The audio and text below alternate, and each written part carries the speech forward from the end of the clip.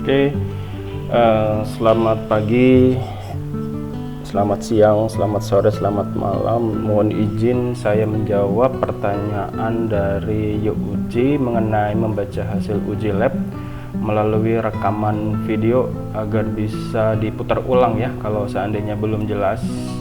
Oke, ini ada dua hasil uji ya, sampelnya sama, yaitu empek-empek lenjer kecil. Hanya yang membedakan itu ini ada parameter PB dan lain segala macamnya sampai salmonella. Ini berdasarkan SNI.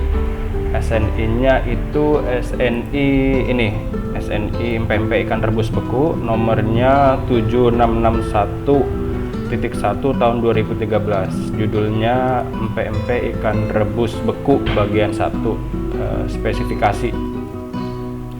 Sedangkan satu lagi yaitu hasil uji yang seperti ini.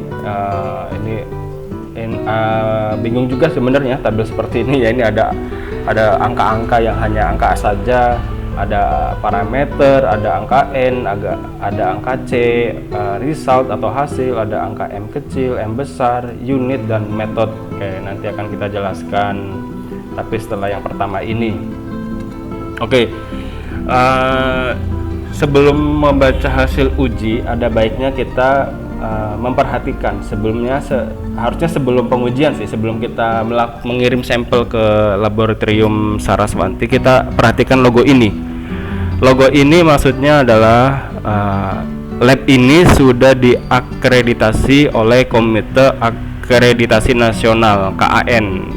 Maksudnya lab ini sudah kompeten, jadi pengujiannya valid dan tertelusur. Seperti itu. Jadi ya Bapak Ibu tidak sayang mengeluarkan jumlah biaya yang lumayan untuk pengujian, karena ini lab swasta ini biasanya harganya lumayan untuk pengujian. Jadi sekali lagi nanti sebelum melakukan pengujian bisa mengecek logo ini ya, dimanapun labnya. Nanti saya beri cara mencari apakah lab ini sudah diakreditasi atau belum. Oke. Lanjut ke hasil pengujian. Oke, ini bahasa Inggris, laporan hasil pengujian atau result of analysis. Nah, ini identitas ya, identitas nomor segala macam. Ini fungsinya untuk lab agar tertelusur sebenarnya. Ini ada kontak personnya siapa, pengujinya siapa, mereknya ada, terus sampel, nama sampelnya apa. Ini diterima sampel tanggal 5, diujinya sehari setelahnya tanggal 6 sampai lumayan lama juga ya. Ada berapa hari, berarti 13 hari atau 2 minggu nih. Karena memang parameternya juga banyak di sini. Kita lihat ada 10 parameter. Ini ada yang mungkin memerlukan misalkan ini diinkubasi dulu bakterinya. Mungkin bisa lebih dari sehari atau 2 hari, karena menguji bakteri atau mikrobiologi itu perlu namanya proses inkubasi untuk melihat perkembangan bakteri. Seperti itu. Oke. Sekarang kita lihat di sini ada beberapa kolom parameter, ada unit, ada result, ada limit of detection, ada metode. Oke. Yang pertama ini parameter. Parameter ini maksudnya apa saja sih yang diujikan di produk empek-empek yang dikirim ke lab.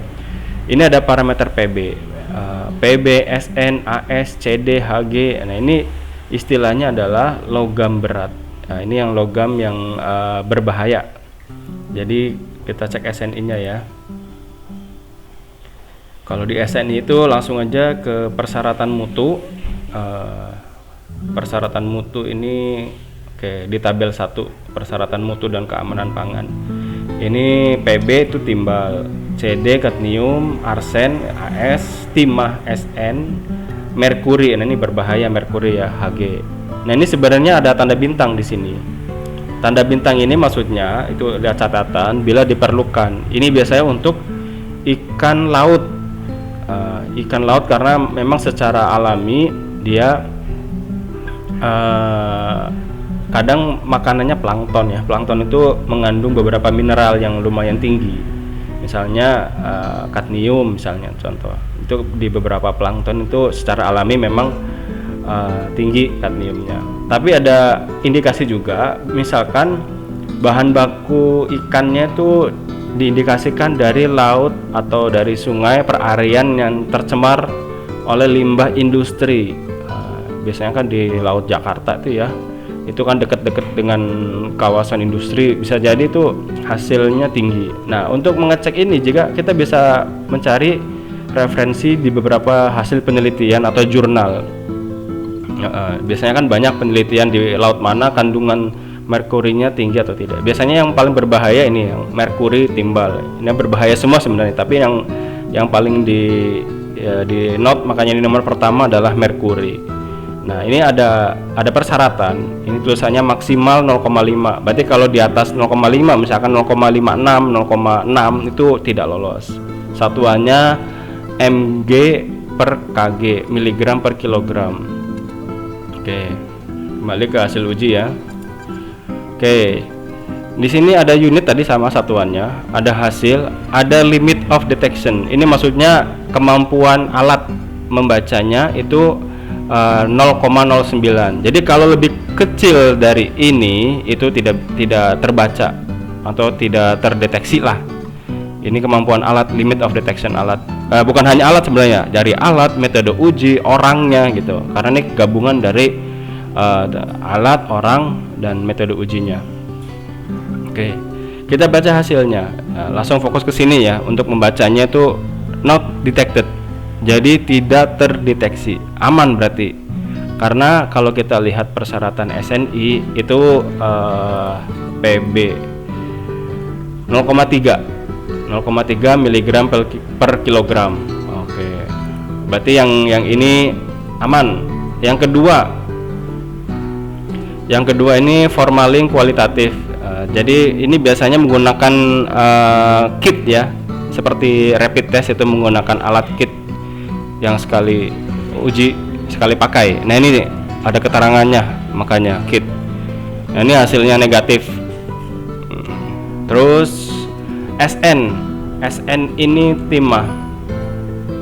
Nah, ini untuk SN sendiri sebenarnya itu diwajibkan atau wajib dilakukan pengujian pada saat produknya tuh dikemas dalam kaleng, karena kaleng itu kan mengandung timah biasanya dan ada potensi untuk bermigrasi atau pindah ke makanan.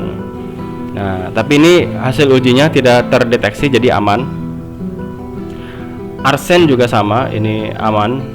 Kadmium juga sama, ini tidak terdeteksi, aman.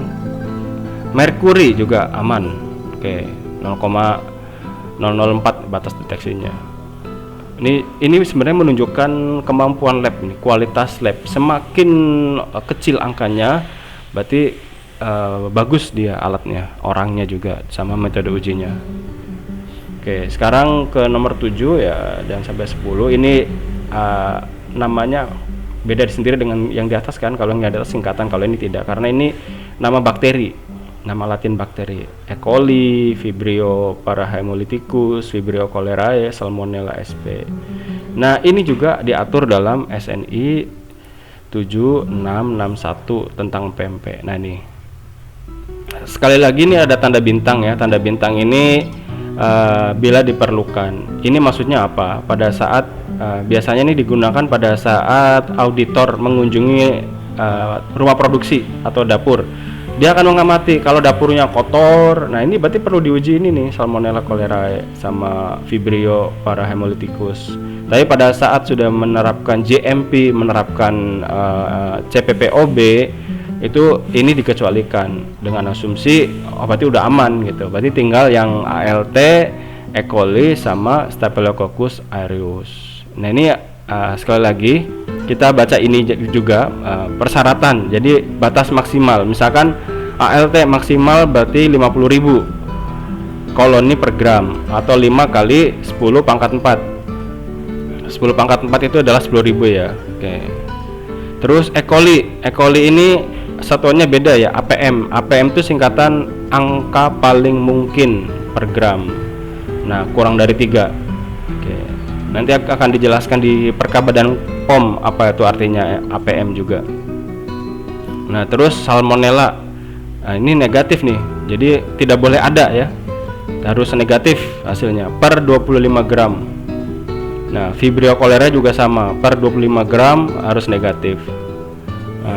Nah, terus ini Staphylococcus aureus, ini ada dua, ada berdasarkan SNI atau berdasarkan perka Badan POM. Sama sih, maksimal 1 kali 10 pangkat 3 koloni per gram. Nah, terus Vibrio parahemolyticus juga sama, ini angka paling mungkin per gram kurang dari 3. Oke, sekarang kita lihat di hasil ujinya. Oke. Nah, ini MPN. Nah, kalau MPN itu bahasa Inggris, most probably number, angka paling mungkin. Oke. Sama nih hasilnya ya, jadi kurang dari 3 berarti aman. Vibrio cholerae juga tadi sama, per 25 gram negatif. Salmonella juga per 25 gram negatif. Berarti kesimpulannya adalah produk yang diuji di lab ini, sampelnya itu aman, memenuhi dari SNI ya, SNI yang 7661, dan tambahan nih ada formalinnya hasilnya negatif. Oke. Oh ya, ada satu lagi. Nah, ini ada ALT. Tadi di SNI-nya dipersyaratkan ALT itu 50.000 atau 5 dikali 10 pangkat 4 maksimal. Nah, di sini hasilnya 3.400. Jadi jauh ya, berarti aman ini. Aman. Nah, ini ada tambahan lagi borak ini untuk kekenyalan ya, agar dagingnya teksturnya kenyal. Ini negatif hasilnya, berbahaya ini ya borak. Nah, ini ada metode test kit, berarti dia menggunakan test kit. Ada metode SNI, berarti dia menggunakan SNI. SNI-nya ini SNI isinya SOP cara menguji, digunakan di laboratorium. Oke. Kira-kira ada catatan. Biasanya di sini ada catatan bahwa hasil uji ini hanya berlaku untuk sampel yang diuji. Oke. Ada di depan ini ya, bahwa untuk sampel produk ini yang diuji. Oke. Sekarang kita ke ini yang mungkin bikin bingung ya, karena di sini tabelnya, kolomnya banyak. Ada N kecil, C kecil, ada hasil, result, ada M kecil, M besar, ada unit, ada metode, aduh apalagi nih, ada parameter juga. Sebagian sudah diterangkan di laporan hasil uji ini, yaitu misalkan N kecil itu jumlah sampel yang diambil atau dianalisis. Jadi ini ada 5 sampel, 5 kali pengulangan, 5 kali pengujian. Nah, ini sampelnya diambil 1 lot. Nah, 1 lot atau 1 batch. 1 lot 1 batch itu maksudnya produk yang diproduksi dengan waktu dan kondisi yang sama. Kondisi itu bisa dari orangnya sama, suhu pada saat perebusan sama, bahan bakunya sama, tempatnya sama, kondisi ruangan, suhu, kelembaban sama. Nah, itu maksudnya 1 lot 1 batch dan waktu yang sama. Nah, ini ada C. C ini jumlah yang boleh melampaui batas mikroba untuk menentukan keberterimaan suatu produk pangan.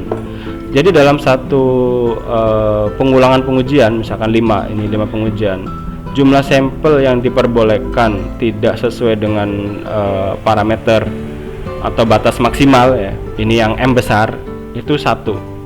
Jadi misalkan dari 5 pengulangan ini ada 1 yang tidak lolos, misalkan di nomor 1 ini hasilnya 1,1 dikali 10 pangkat 3 atau 1100. Yang lainnya lolos nih, yang lainnya di bawah 1000 misalkan 900 atau 800, berarti dapat dikatakan sampel yang 1 lot itu, 1 lot produksi itu memenuhi persyaratan keamanan pangan dari parameter Staphylococcus aureus.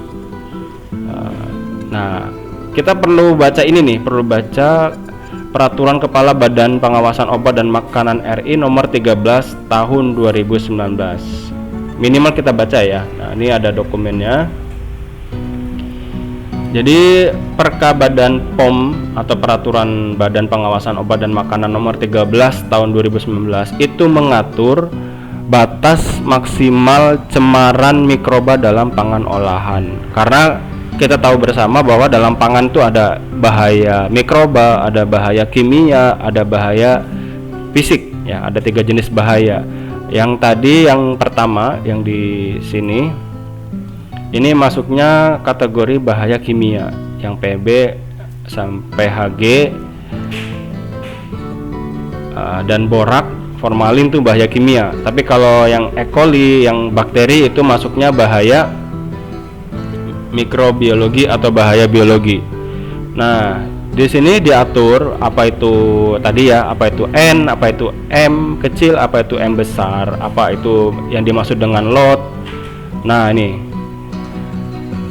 lot atau batch adalah sejumlah tertentu pangan olahan yang diproduksi pada kondisi dan waktu yang sama, sehingga diasumsikan produk memiliki mutu yang seragam. Jadi yang diuji di lab ini dinamakan satu lot, karena syarat pengujiannya 5 kali pengulangan ya, atau 5 ada total ada berapa sampel ini berarti. Kalau dijumlahkan itu ini ada 3, 6, 10, 15 sampel yang diuji, 5 kali pengulangan. Oke. Ini kalau perlu dibaca semua tidak apa-apa untuk menambah wawasan kita. Jadi pada saat ada hasil uji lab kita bisa menganalisa sendiri. Nah, ini ada batas mikroba sebagaimana dimaksud dalam pasal 4 ya. Ini batas mikroba, ini C, itu meliputi M kecil, M besar. Nah, M kecil ini maksudnya batas mikroba yang dapat diterima, yang menunjukkan bahwa proses pengolahan pangan telah memenuhi cara produksi pangan olahan yang baik. Makanya kalau kita lihat angkanya, ini lebih kecil daripada M besar. Berarti ini sudah bagus ini. Kalau di bawah 100, berarti produk ini, produk yang diujikan berdasarkan parameter ini sudah memenuhi cara produksi pangan olahan yang baik sesuai dengan peraturan Badan POM.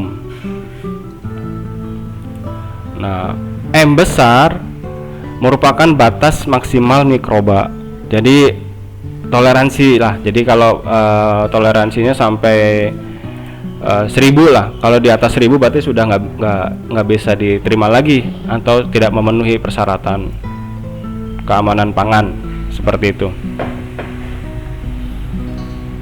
Nah, jadi kalau kita lihat hasilnya, kita fokus ke result ini ya.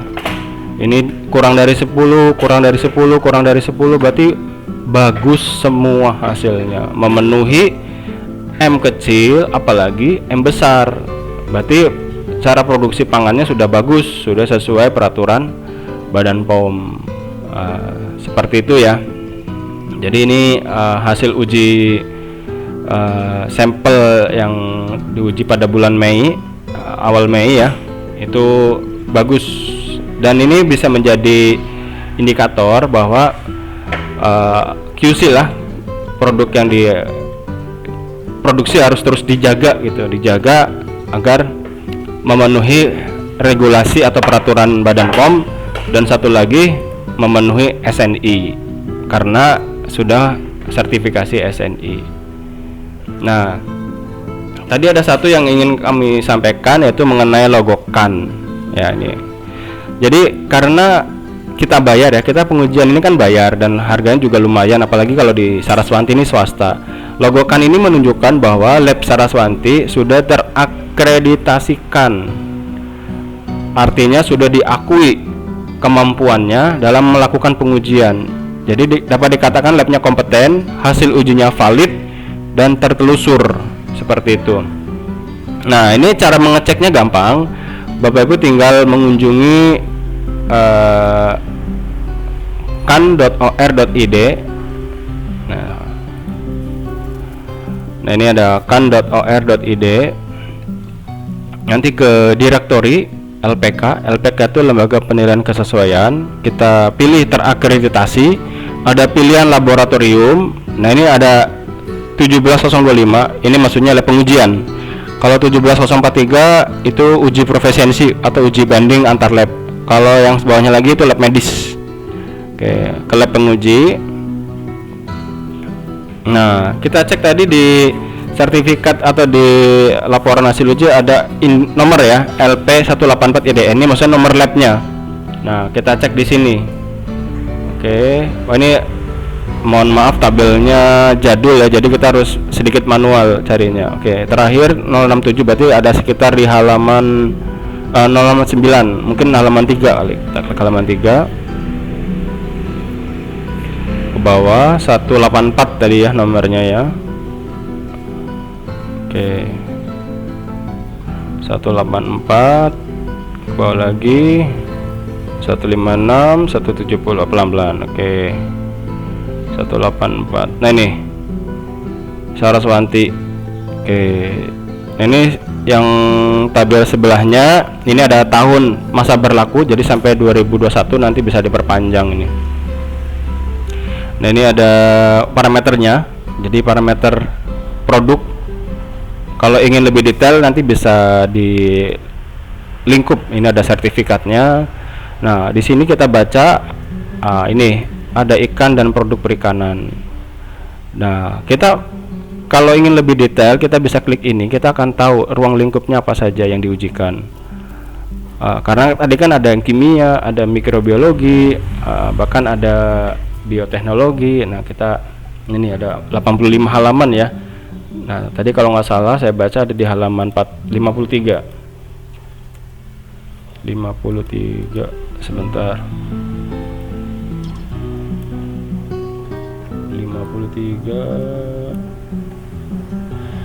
53. Oke. Nah, ini. Nah, bidang pengujian mikrobiologi. Nah, ini ada ikan dan produk perikanan. Nah, ini ada Staphylococcus aureus, Salmonella, E. coli. Nah, ini berarti lab Saraswanti ini sudah mampu kompeten melakukan pengujian ini. Jadi harus sampai dicek ke situ ya Bapak Ibu ya, agar biaya yang kita keluarkan tidak sia-sia. Seperti itu. Karena dengan adanya logokan berarti tadi labnya kompeten, hasil ujinya valid dan tertelusur. Itu saja. Oke, baik, mudah-mudahan ini bisa menjawab bagaimana cara membaca hasil uji lab. Oke, sesuai dengan SNI maupun dengan Perka BPOM. Terima kasih.